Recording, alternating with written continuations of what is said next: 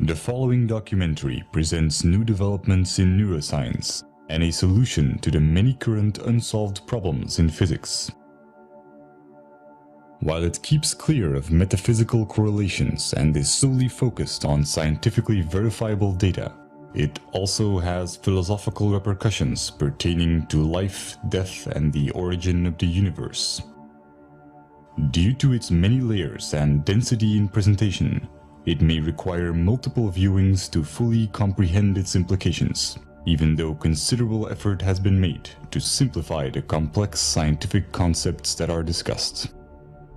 Furthermore, I would like to thank the author for allowing me to follow and report on his work, as he wanted to remain dedicated to his research and avoid becoming involved in its media coverage.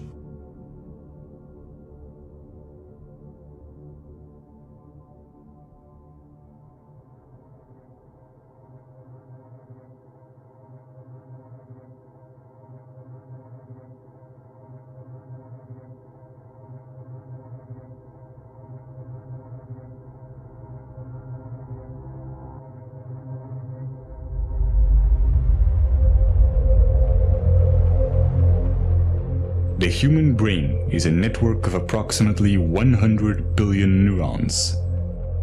Different experiences create different neural connections which bring about different emotions. And depending on which neurons get stimulated, certain connections become stronger and more efficient, while others may become weaker. This is what's called neuroplasticity. Someone who trains to be a musician will create stronger neural connections that link the two hemispheres of the brain in order to be musically creative. Virtually any sort of talent or skill can be created through training. Rudiger Gamm, who was a self-admitted hopeless student, used to fail at basic math and went on to train his abilities and became a famous human calculator, capable of performing extremely complex mathematics. Rationality and emotional resilience work the same way. These are neural connections that can be strengthened. Whatever you are doing at any time, you are physically modifying your brain to become better at it. Since this is such a foundational mechanism of the brain, being self-aware can greatly enrich our life experience.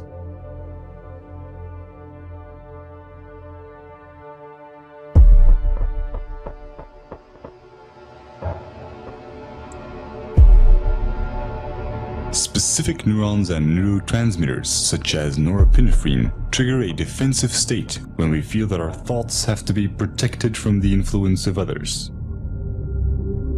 If we are then confronted with differences in opinion, the chemicals that are released in the brain are the same ones that try to ensure our survival in dangerous situations. In this defensive state, the more primitive part of the brain interferes with rational thinking, and the limbic system can knock out most of our working memory, physically causing narrow-mindedness. We see this in the politics of fear, in the strategy of poker players, or simply when someone is stubborn in a discussion. No matter how valuable an idea is, the brain has trouble processing it when it is in such a state. On a neural level, it reacts as if we're being threatened, even if this threat comes from harmless opinions or facts that we may otherwise find helpful and could rationally agree with.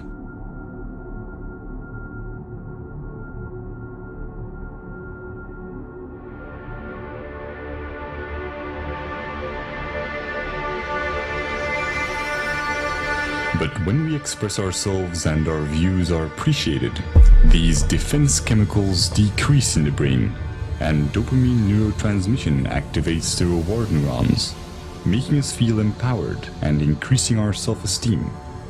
Our beliefs have a profound impact on our body chemistry. This is why placebos can be so effective.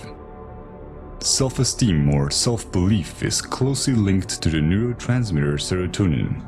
When the lack of it takes on severe proportions, it often leads to depression, self-destructive behavior, or even suicide. Social validation increases the levels of dopamine and serotonin in the brain, and allows us to let go of emotional fixations and become self-aware more easily.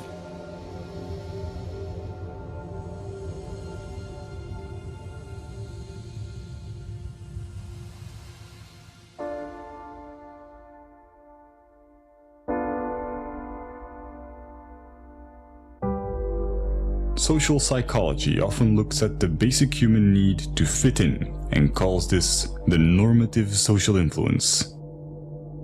When we grow up, our moral and ethical compass is almost entirely forged by our environment, so our actions are often a result of the validation we get from society.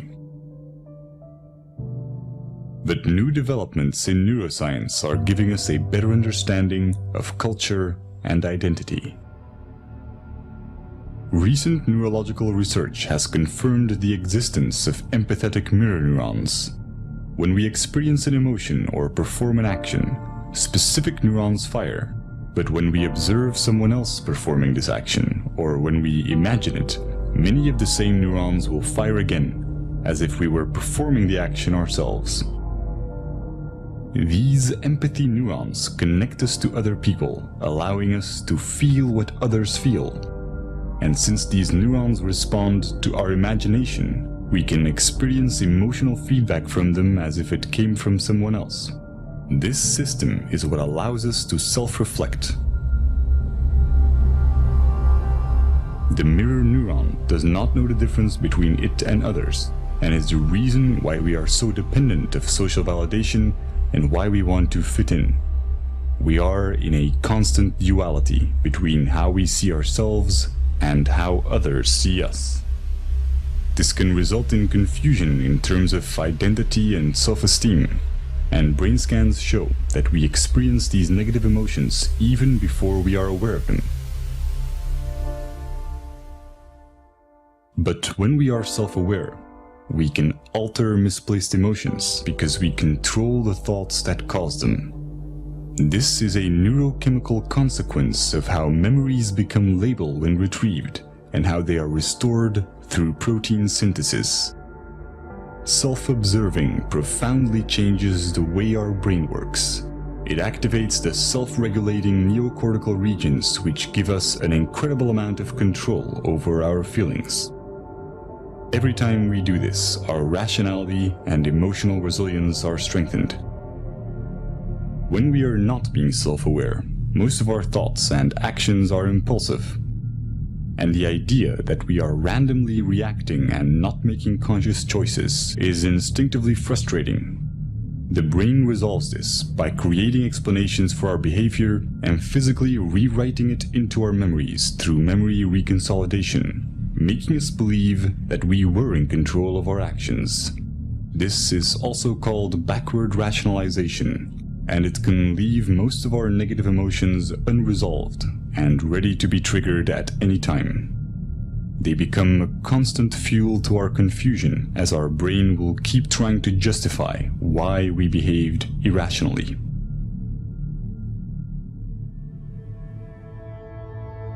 All this complex and almost schizophrenic subconscious behavior is the result of a vastly parallel distributed system in our brain. There is no specific center of consciousness. The appearance of a unity is in fact each of these separate circuits being enabled and being expressed at one particular moment in time. Our experiences are constantly changing our neural connections, physically altering the parallel system that is our consciousness. Direct modifications to this can have surreal consequences that bring into question what and where consciousness really is. If your left cerebral hemisphere were to be disconnected from the right, as is the case in split brain patients, you would normally still be able to talk and think from the left hemisphere, while your right hemisphere would have very limited cognitive capacities. Your left brain will not miss the right part, even though this profoundly changes your perception. One consequence of this is that you can no longer describe the right half of someone's face, but you will never mention it. You will never see it as a problem or even realize that something has changed. Since this affects more than just your perception of the real world and also applies to your mental images, it is not just a sensory problem, but a fundamental change in your consciousness.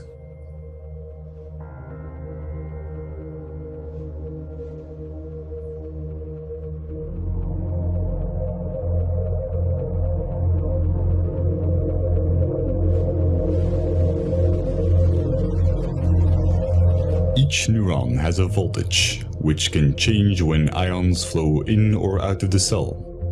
Once a neuron's voltage has reached a certain level, it will fire an electrical signal to other cells, which will repeat the process.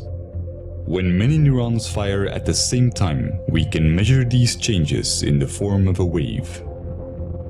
Brainwaves underpin almost everything going on in our minds, including memory, attention, and even intelligence. As they oscillate at different frequencies, they get classified in bands such as alpha, theta, and gamma. Each are associated with different tasks. Brainwaves allow brain cells to tune into the frequency corresponding to their particular task while ignoring irrelevant signals, similar to how a radio homes in on different waves to pick up radio stations. The transfer of information between neurons becomes optimal when their activity is synchronized. This is the same reason why we experience cognitive dissonance, the frustration caused by simultaneously holding two contradictory ideas. Will is merely the drive to reduce dissonance between each of our active neural circuits. Evolution can be seen as the same process where nature tries to adapt or resonate with its environment. By doing so, it evolved to a point where it became self-aware and began to ponder its own existence.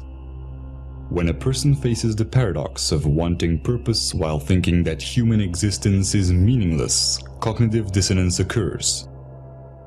Throughout history, this has led many to reach for spiritual and religious guidance, challenging science as it failed to give answers to existential questions, such as why or what am I?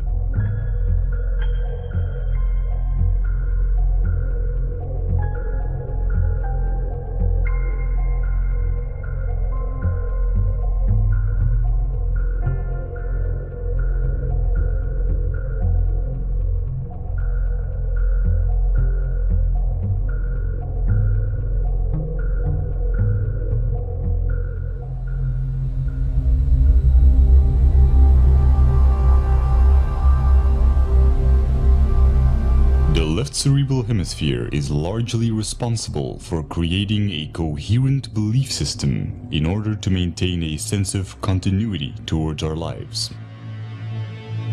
New experiences get folded into the pre-existing belief system. When they don't fit, they are simply denied. Counterbalancing this is the right cerebral hemisphere, which has the opposite tendency. Whereas the left hemisphere tries to preserve the model, the right hemisphere is constantly challenging the status quo. When the discrepant anomalies become too large, the right hemisphere forces a revision in our worldview. However, when our beliefs are too strong, the right hemisphere may not succeed in overriding our denial.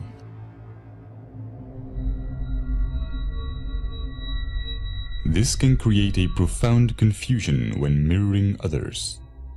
When the neural connections that physically define our belief system are not strongly developed or active, then our consciousness, the unity of all the separate active circuits at that moment, may consist mainly of activity related to our mirror neurons. Just as when we experience hunger, our consciousness consists mostly of other neural interactions for consuming food.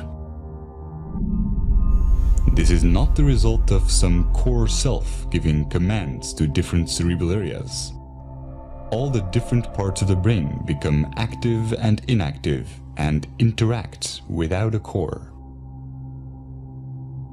Just as the pixels on a screen can express themselves as a recognizable image when in unity, the convergence of neural interaction expresses itself as consciousness. At every moment, we are in fact a different image, a different entity when mirroring, when hungry, when watching this video. Every second, we become different persons as we go through different states. When we use our mirror neurons to look at ourselves, we may construct the idea of identity. But if we do this with our scientific understandings, we see something completely different. The neural synergies that produce our oscillating consciousness go far beyond our own neurons. We are equally the result of cerebral hemispheres interacting electrochemically, as we are of the senses connecting our neurons to other neurons in our environment. Nothing is external. This is not a hypothetical philosophy. It is the basic property of mirror neurons, which allow us to understand ourselves through others. Seeing this neural activity as your own while excluding the environment would be a misconception. Our superorganismal features are also reflected in evolution, where our survival as primates relied on our collective abilities. Over time, the neocortical regions evolved to permit the modulation of primitive instincts and the overriding of hedonistic impulses for the benefit of the group. Our selfish genes have come to promote reciprocal social behaviors in superorganismal structures, effectively discarding the notion of survival of the fittest. The brain's neural activity resonates most coherently when there is no dissonance between these advanced new cerebral regions and the older, more primitive ones. What we traditionally call selfish tendencies is only a narrow interpretation of what self-serving behavior entails, wherein human characteristics are perceived through the flawed paradigm of identity, instead of through a scientific view on what we are, a momentary expression of an ever-changing unity with no center. The psychological consequences of this as an objective belief system allow self-awareness without attachment to the imagined self, causing dramatic increases in mental clarity, social conscience, self-regulation, and what's often described as being in the moment.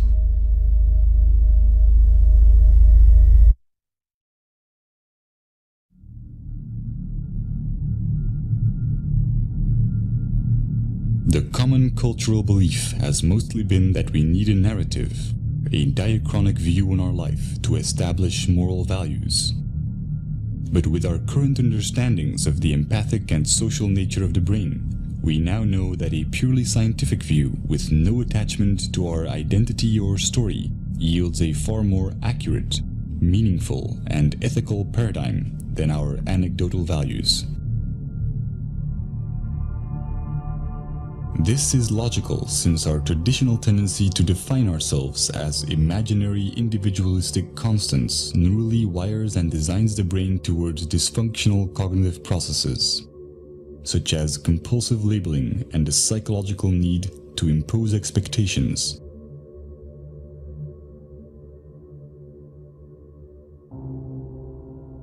Practical labeling underpins all forms of interactions in our daily lives. But by psychologically labeling the self as internal and the environment as external, we constrain our own neurochemical processes and experience a diluted disconnection.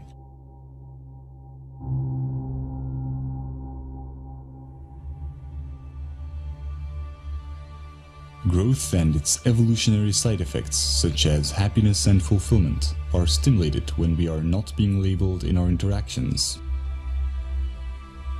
We may have many different views and disagree with one another in practical terms, but interactions that nevertheless accept us for who we are without judgment are neuropsychological catalysts that wire the human brain to acknowledge others and accept rationally verified belief systems without dissonance.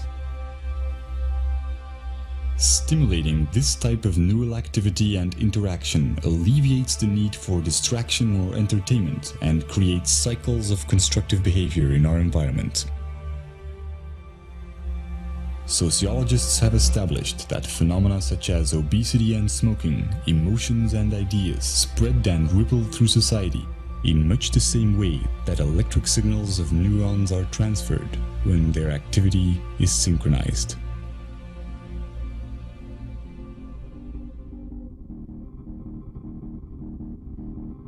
We are a global network of neurochemical reactions, and the self-amplifying cycle of acceptance and acknowledgement, sustained by the daily choices in our interactions, is the chain reaction that will ultimately define our collective ability to overcome imagined differences and look at life in the grand scheme of things.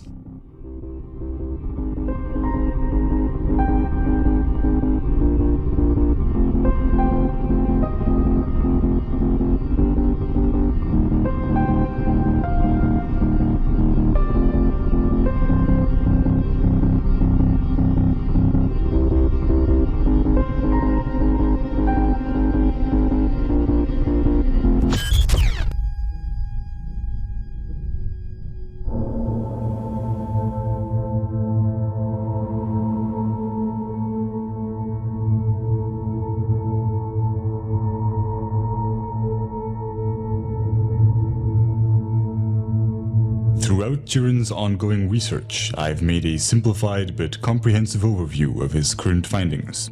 This is my interpretation of the first few months of his work on unifying quantum physics and relativity. While it may at times be difficult to follow due to the subject matter's complexity, it also has some philosophical implications which are addressed in the epilogue. Over the past century, many groundbreaking discoveries have led to scientific paradigm shifts in our understanding of the world. Einstein's theory of relativity revealed how time and space are the same fabric, while Niels Bohr's research helped us understand the building blocks of matter through quantum physics, a realm that only exists as an abstract physical description. Afterwards, Louis de Broglie discovered that all matter, and not just photons or electrons, has a quantized wave-particle duality. These breakthroughs have led to new schools of thought about the nature of reality and have inspired popular metaphysical and pseudoscientific theories, such as the human mind being able to command the universe through positive thinking. However attractive, these theories have no verifiable evidence and can slow down scientific progress.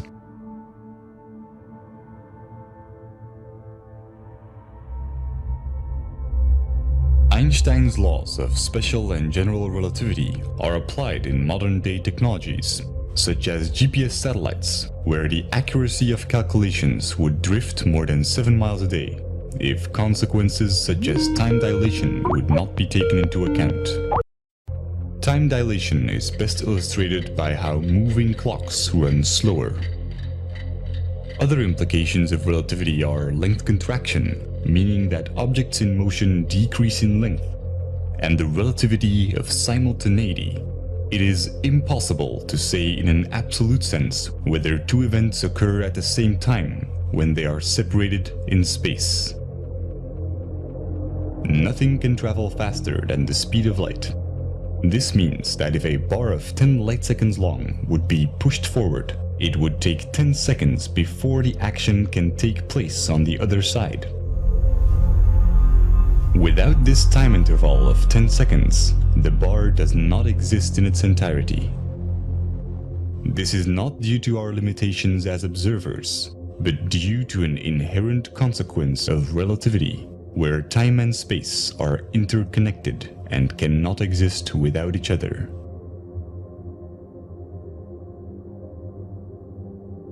Quantum physics provides a mathematical description of much of the wave-particle duality and interactions of energy and matter. It departs from classical physics primarily at the atomic and subatomic scales.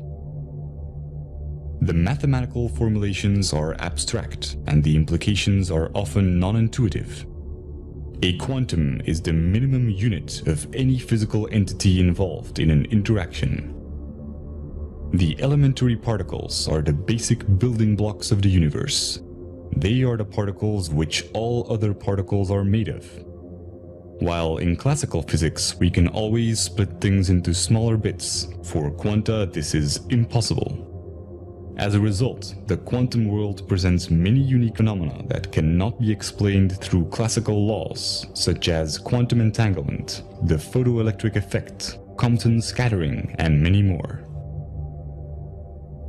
There are many exotic interpretations of our quantized world. The most widely accepted among physicists include the Copenhagen interpretation and the many worlds interpretation. Current trends show substantial competition from alternative interpretations such as the holographic universe.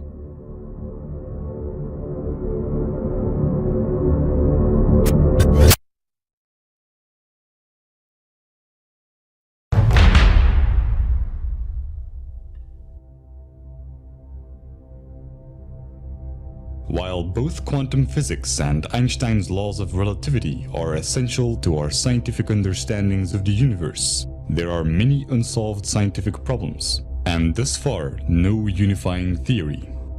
Some of the current questions are: why is there more observable matter than antimatter in the universe? What is the nature of the arrow of time? What is the origin of mass? One of the most important keys to finding the answer to these problems are de Broglie's equations, for which he was awarded the Nobel Prize in Physics. This formula shows how all matter has a wave-particle duality, meaning that there are moments in which it behaves as a wave, and others where it behaves as a particle. The formula combines Einstein's famous E is mc square equation with the quantized nature of energy. Experimental evidence includes the interference pattern of C60 fullerene molecules in a double-slit experiment. The fact that our consciousness itself seems to be made up out of quantized particles has been the subject of many mystical theories. And while the relation between quantum mechanics and consciousness is unlikely to be as magical as recent esoteric movies and literature claim, there is nevertheless a profound implication.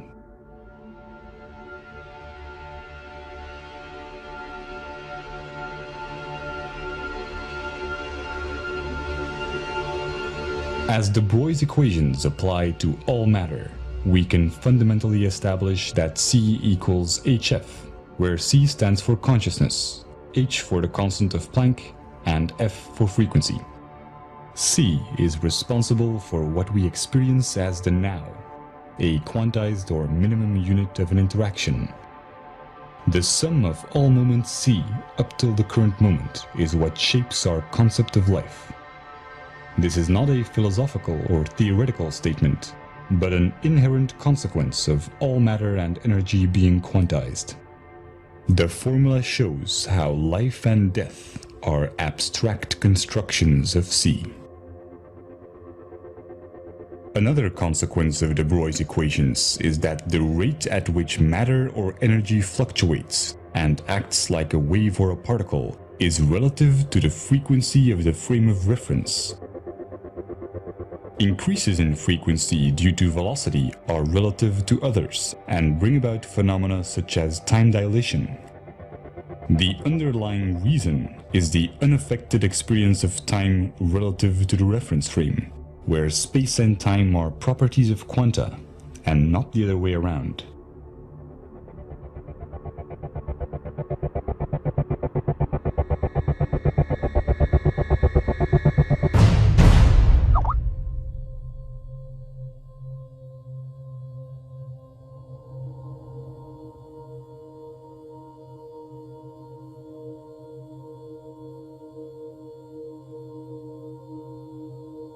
Antiparticles are created everywhere in the universe where high-energy particle collisions take place.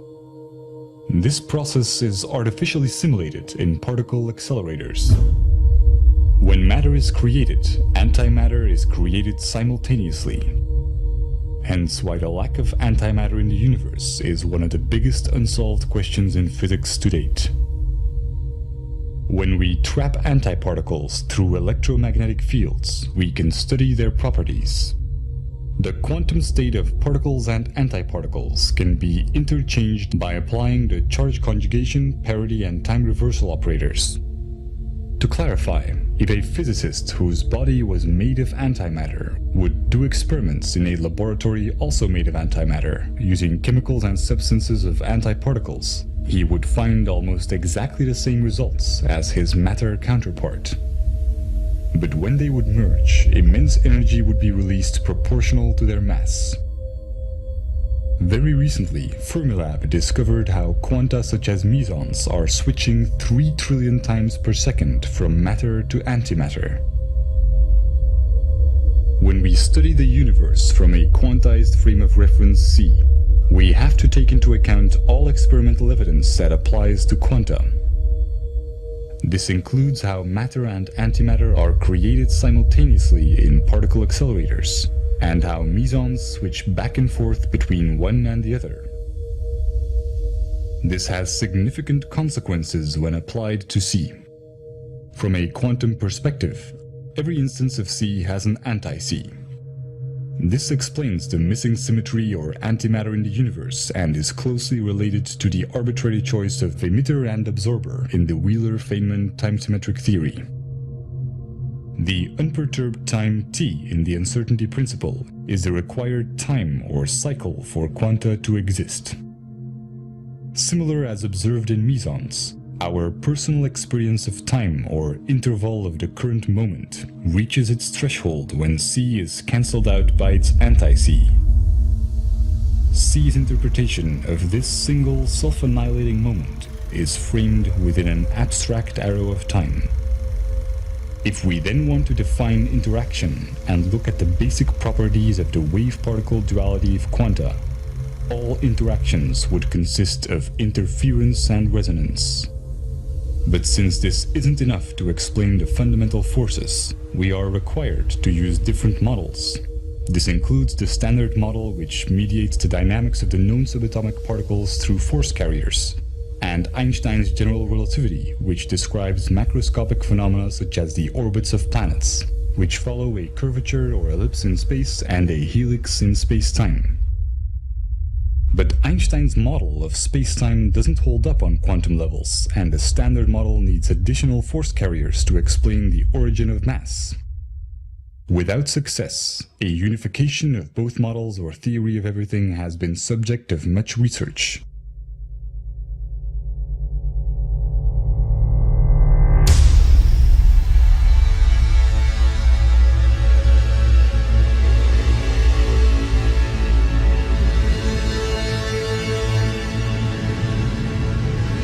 Quantum mechanics is merely mathematical descriptions, and their practical implications are often counterintuitive.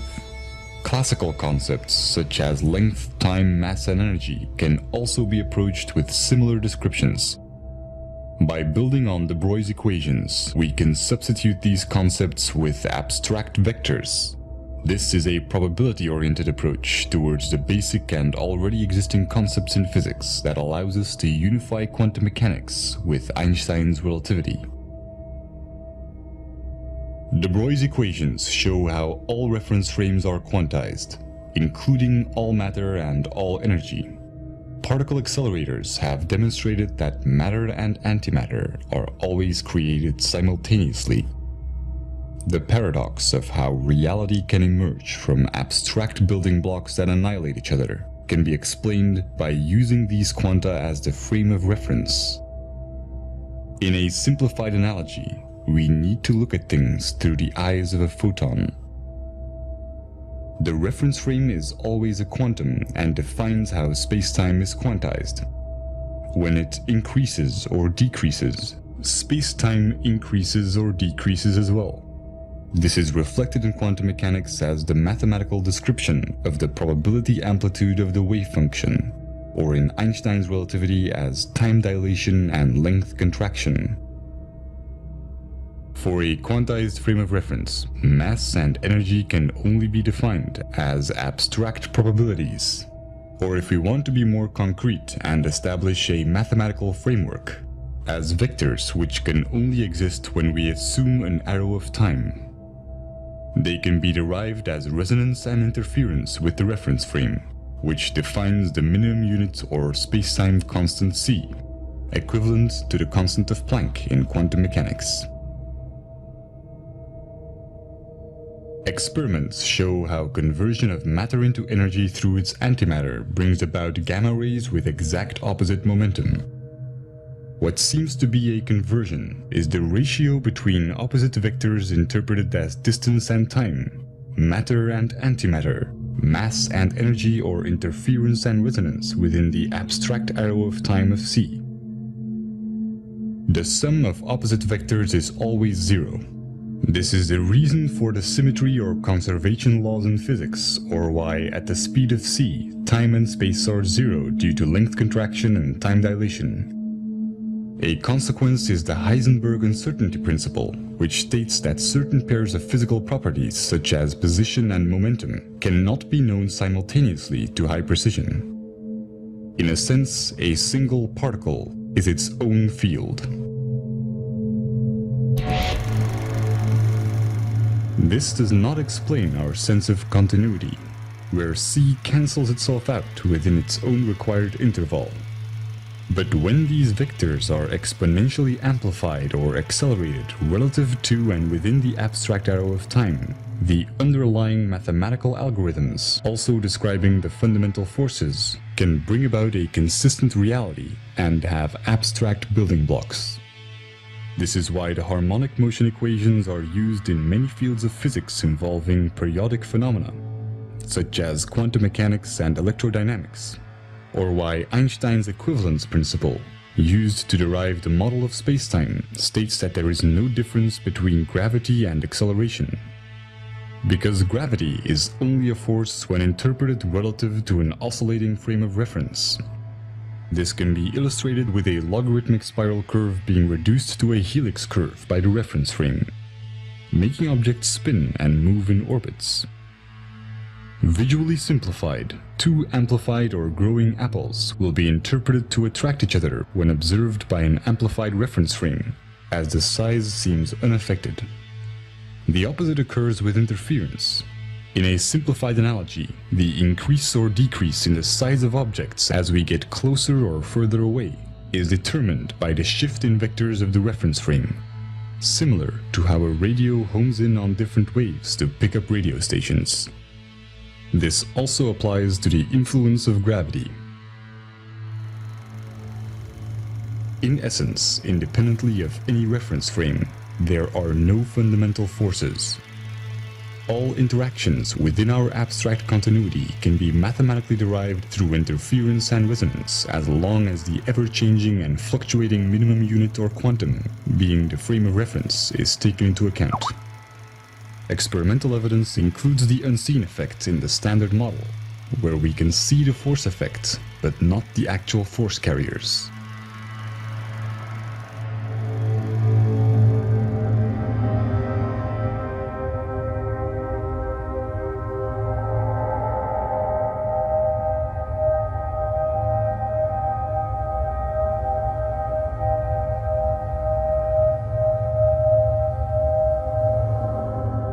The consistent continuity of reality does not require quanta to have any specific sequence in time.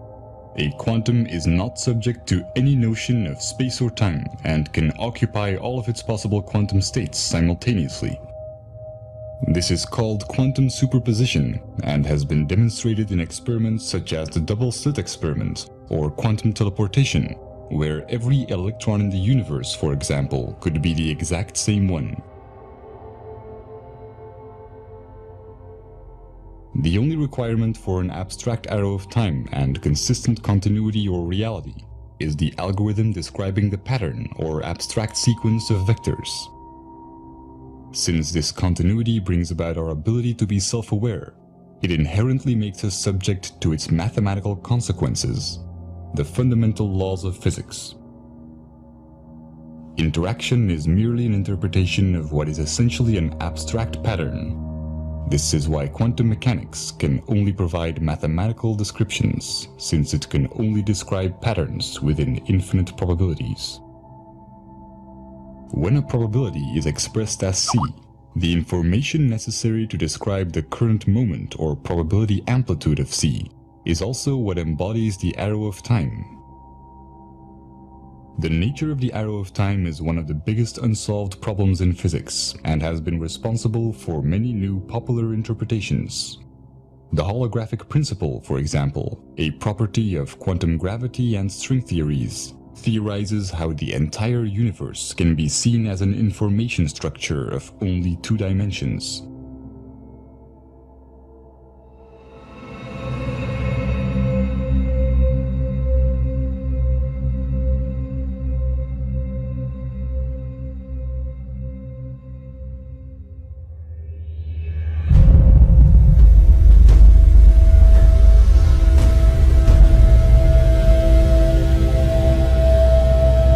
Traditionally associate the notion of an arrow of time with the sequence of events that we experience through the arrangement of short-term and long-term memories. We can only have memories about the past and not about the future, and we've always assumed that this reflects the flow of time. Scientists only began to question this logic when discoveries in quantum mechanics demonstrated that some phenomena are not bound by our notion of time, and that our concept of it is nothing more than our perception of the change in observable values. This is also reflected in time dilation and length contraction, which are part of the reason why Einstein established that time and space are the same fabric. In an absolute sense, the notion of time does not differ from the notion of distance. Seconds are equal to light seconds but cancel each other out. To clarify, with distance and time being each other's opposites, the passing of time can be interpreted as the distance that the hands of a clock travel as they move in a direction that is opposite to time. As they move forward in distance, they effectively travel backwards in what we would call time. This is also why any single separate minimum unit of experience is always instantly annihilated within a timeless now. This understanding sets the record straight between wave function collapse and quantum decoherence. Concepts such as life and death are mere intellectual constructs, and any speculative spiritual ideas of an afterlife that takes place in a realm where the rigid mathematical underpinnings of this reality come to an end are equally fabricated. An important cosmological consequence is that the Big Bang theory, where the universe is traced back to one point by looking at the past, is a misconception. The traditional assumption of space-time, where space is 3-dimensional and time plays the role of a 4th dimension, is inaccurate. If we would want to study the origin of the universe, we would actually have to look forward, since C's time vector direction is opposite to the arrow of distance, from which we perceive an expanding universe. Although this temporal mapping of the universe will only yield abstract concepts with no relation to its quantum underpinnings. Experimental evidence includes the accelerating expanding universe, following what is known to be an inverse or time-reversed black hole metric, as well as the many problems related to the Big Bang theory, such as the horizon problem.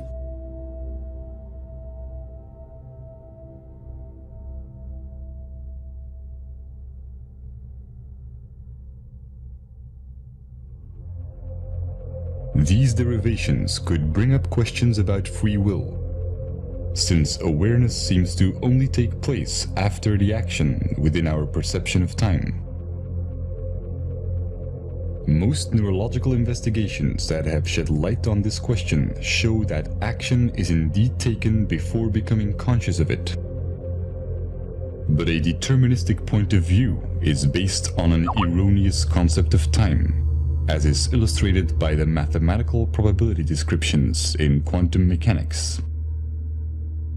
These understandings will be relevant for future neurological research, since they show how any neural circuit is a vector with direction, underpinning cognitive dissonance and interference or resonance within C.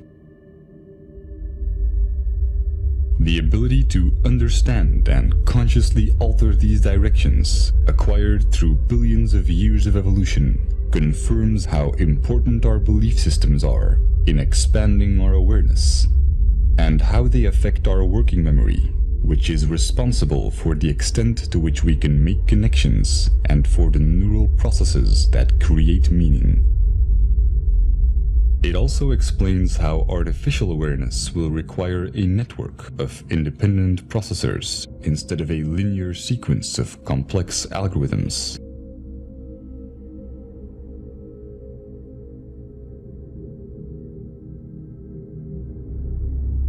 Athene's grand unification is one solution that unifies quantum physics and Einstein's theory of relativity. While it answers many problems in physics, such as the ones listed here, it is my limited interpretation of his first months of scientific research. Whatever the outcome, it is clear that we have entered an era where science is open to everyone. And if we can preserve unfiltered access to a neutral internet, we can test the validity of our ideas. We can enhance our imagination by making new correlations, and we can be part of the evolution of our understandings of the universe and of the mind.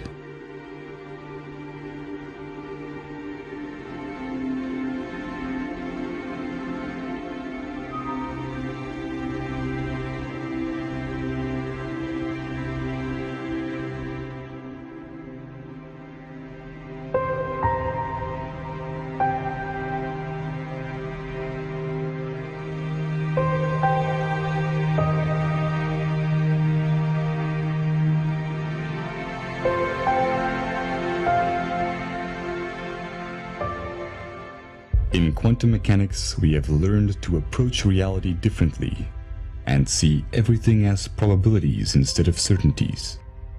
In a mathematical sense, anything is possible. As well as in science as in our daily lives, the extent to which we can calculate or figure out probabilities is determined by our intellectual capability to recognize patterns. The less biased we are, the clearer we can identify these patterns and base our actions on reasonable probabilities. Since it's in the very nature of our brain's left hemisphere to deny ideas that do not fit into our current paradigm, the more attached we are to a belief system, the less able we are to make conscious choices for ourselves. But by observing this process, we expand our awareness and enhance our free will. It is said that wisdom comes with age, but with openness and skepticism, the key principles of the scientific method. We don't need decades of trial and error to sort out which of our convictions may be improbable. The question is not whether our beliefs are right or wrong, but whether or not being emotionally attached to them is more or less likely going to benefit us. There is no such thing as a free choice while being emotionally attached to a belief system. The moment we are self-aware enough to realize this, we can truly work together to figure out the real odds of what will benefit us the most.